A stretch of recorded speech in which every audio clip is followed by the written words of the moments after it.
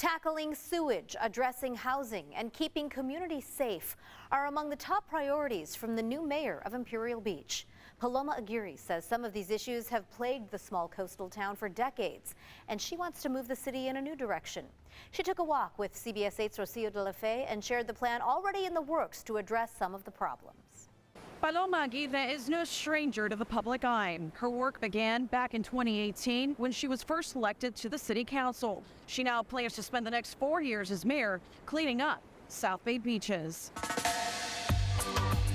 2 months to the date since taking her new seat as mayor, Paloma Aguirre has a long road ahead.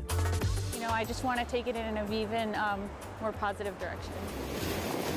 The city's new leader has made stopping the flow of sewage from Tijuana one of her top priorities. Because ultimately, it costs us tremendously. It costs us in our public health, right?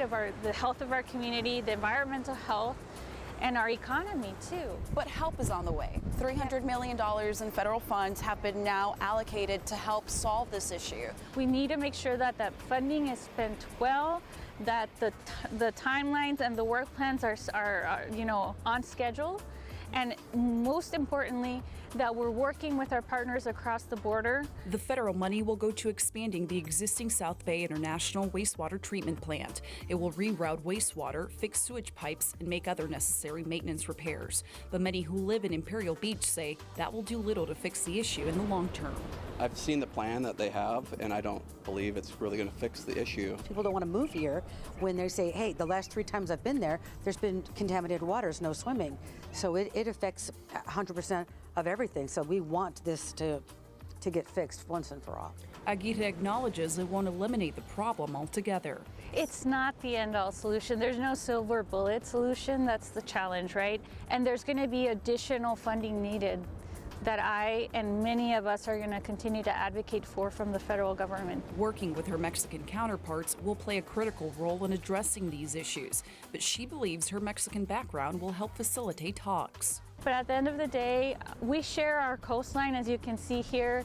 If you see down the coast, that's all Mexico. All those tall buildings are Mexico. That's how intertwined and interconnected we are. We have to figure out a way to work together. Aguirre was born in the U.S. to immigrant parents. Her family later moved back to their hometown of Puerto Vallarta, Mexico, where she spent most of her early years. A bodyboarding competition brought her to Imperial Beach. She tells me it's what made her stay.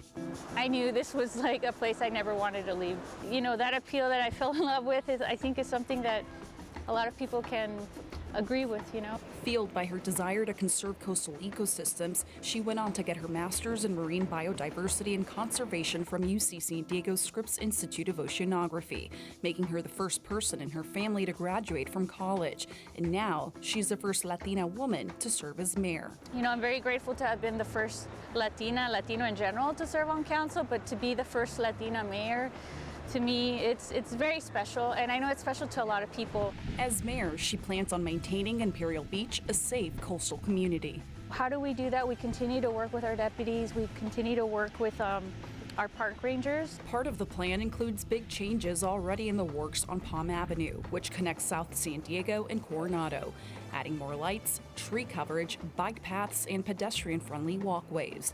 The mixed-use development plan is also set to bring in more residential units, which Aguirre says are desperately needed. She tells me she will work to address housing, homelessness, and the flow of sewage into South Bay beaches during the next 4 years, and possibly even longer. Would you consider running again? I'm going to serve IB until IB doesn't want me anymore, so yes, absolutely. Rocio de la Fe, CBS 8.